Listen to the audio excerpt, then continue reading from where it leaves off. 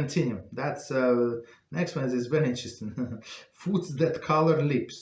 It is permitted both for men and women to eat foods that might color the lips,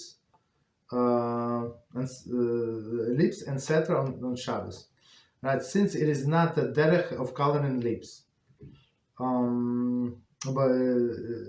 by eating foods. Some poskim are hesitant to allow women who normally wear lipstick to eat foods which color the lips, since your intention might be to color her lips. I'm not sure what would be.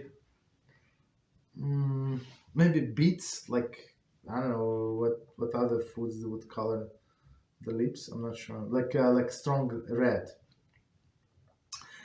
It would seem that the same applies to eating the ice, red ice. Okay, so ices. So these ices have most of the time this artificial coloring. Yeah, so it's going to stay exactly.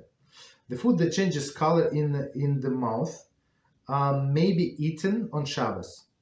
So because it's inside. So we only care about like externally. What is internally is not a problem. Since one does not intend to color, it is considered normal eating processes. Okay, so I'm not sure if we should go.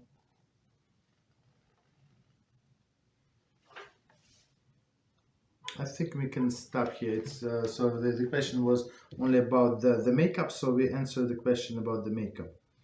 Right, so regular makeup we don't apply on Shabbos. Even this talcum, somebody said, but it's not such an easy thing. We have to see all of the conditions that must be met, but you can apply this, whatever they call permanent makeup, that would stay. I think the way I remember that when I was asked, I looked into it, I think it says 24 to 26 hours. Is it healthy stuff? As I said, I don't think so, but at least it's if needed, that would be a solution. Okay, so we stop here.